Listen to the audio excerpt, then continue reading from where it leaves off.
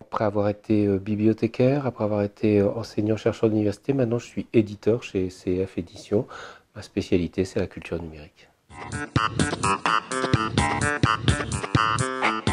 Je pense qu'il faut vraiment distinguer les pratiques professionnelles des amateurs, hein, qui coexistent tous les deux dans le modèle numérique.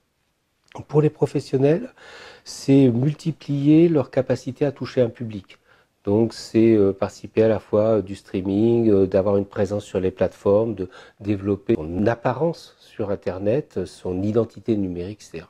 Pour les amateurs, c'est en fait on est dans une situation où ils vont pouvoir créer une culture participative, où ils vont pouvoir ensemble créer des choses, les faire circuler, avoir une action aussi de relais, de renforcement des autres pratiques culturelles, par exemple en parlant de leur lecture des films qu'ils ont aimés, etc. Ce qu'on appelle le booktubing ou d'autres activités de ce type. Ah, je pense que par exemple il y a 10 ans, on n'avait pas cette notion de youtubeur, youtubeuse, de notion d'influenceur, etc. C'est-à-dire, il y a 10 ans, on avait moins cette relation entre la pratique culturelle et la pratique commerciale. Et aujourd'hui, on voit émerger un nouveau système hybride culturalo-commercial, qui n'est pas de la vente de la culture, mais qui est un nouveau système qui est d'emblée au service de marques commerciales, typiquement les influenceurs, et qui utilise pour autant des modèles issus du monde de la culture, comme le fait de parler devant une caméra et de le présenter sur des sites web. Alors, c'est difficile, chaque pratique est changée de manière différente, mais si on prend un exemple, par exemple celui du streaming musical, le modèle économique du streaming musical va avoir un effet sur la musique elle-même. Par exemple, en modèle économique, les plateformes de streaming considèrent qu'on a écouté un morceau si on est resté 30 secondes dessus. Bilan, c'est pas la peine de faire des morceaux longs, la taille des morceaux dans les dernières années a diminué. Bilan aussi, avant on avait un modèle où on commençait par une introduction, par exemple qui permettait aux radios de présenter le morceau sur l'introduction musicale. Aujourd'hui, il faut rentrer directement dans le vif du sujet.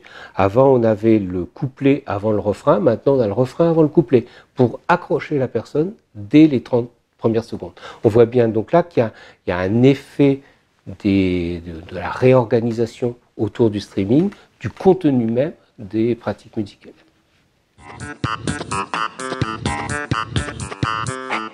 Alors, sur effet générationnel, il faut toujours se garder, en fait. Les générations, c'est pas si simple que ça à définir.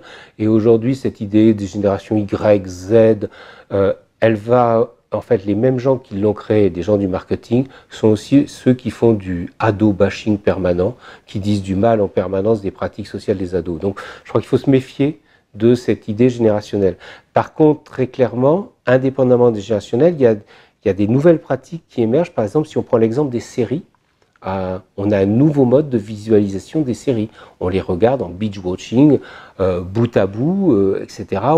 On n'a plus cette logique d'attendre l'apparition suivante. En même temps, on voit apparaître aujourd'hui un autre système qui est plus vrai chez les jeunes, et c'est logique, qui est le partage des clés d'accès à Netflix et aux autres plateformes.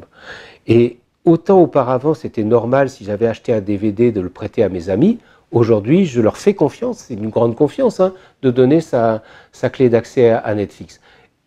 Et en même temps, ça paraît totalement logique, c'est une pratique réelle de partage, là, cette fois, et non pas ce partage abstrait dont on parle dans les médias sociaux. On est confronté à une logique d'individualisation des pratiques. On a plusieurs écrans à la maison.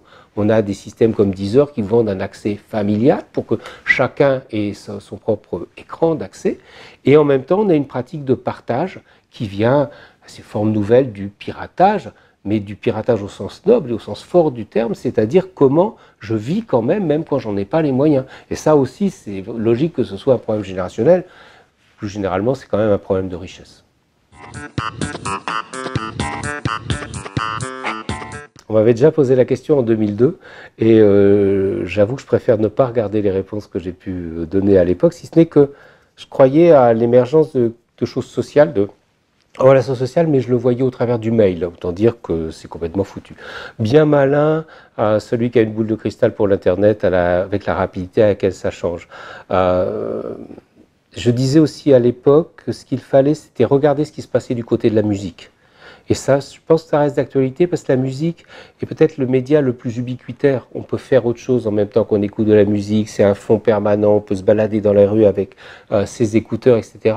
Et donc les modèles économiques qui se mettent en place dans la musique, le streaming, les produits dérivés, etc., sont aussi très certainement des choses qui vont s'élargir à toute une série d'autres activités culturelles. Donc continuons de regarder l'évolution des métiers de la musique. Mais enfin, et c'est plus une question qu'une réponse, je me pose la question de savoir si les nouveaux artistes qui sont nés avec cette logique de réseautage, avec cette logique d'activer en fait leur réseau, l'engagement de leurs auditeurs, de leurs spectateurs ou de leurs lecteurs, cette logique d'activation, est-ce qu'ils vont s'en servir pour les besoins civiques de notre monde tel qu'on le connaît à l'heure actuelle? Et on voit bien la question climatique n'étant qu'une des choses qui nécessite une réponse urgente.